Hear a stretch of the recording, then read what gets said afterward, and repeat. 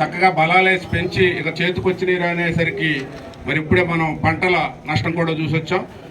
ఇదివరకు చాలా తుఫాన్లు వచ్చినాయి, కానీ ఏమైనా బ్రీచ్లు అయినా గళ్ళు పడినా లేదంటే ఇసుక మేటలైనా పంట అయితే మిగిలి ఉండేది కొంత.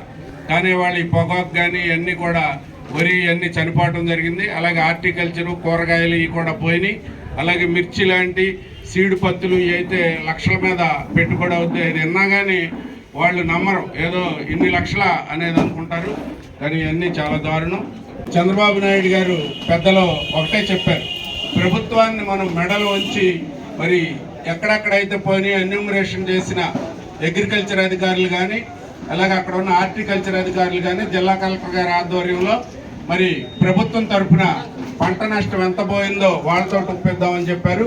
అలాగే ఈ క్రాప్ మరి ప్రతి మండలంలో కూడా అక్కడ రిజిస్ట్రేషన్ చేసుకుంటే దాని ప్రకారం ఫుల్ ఇన్సూరెన్స్ చేసి వాళ్ళకి ఇన్సూరెన్స్ ద్వారా ఫుల్ పేమెంట్ ఒప్పిస్తామన్నారు. మొన్ననే మన కార్యకర్తలు ధర్నాలు చేశారు కామరకోట ఇంకా 2-3 మండలాల్లో. కానీ అధికారులు ఎక్కడ చూసినా ఆంజనేయుల్లో ఒక్క మనిషికి కూడా ఇన్సూరెన్స్ కట్టిన దాఖలాలు. మన నారా చంద్రబాబు నాయుడు గారు ప్రభుత్వం కానీ ఇవ్వనప్పుడు వాళ్ళకి ఈ కాంపన్సేషన్ ఇస్తామని కూడా మీకు నొక్కి ఒక్కడి నుంచి చెప్పమంటం కూడా జరిగింది.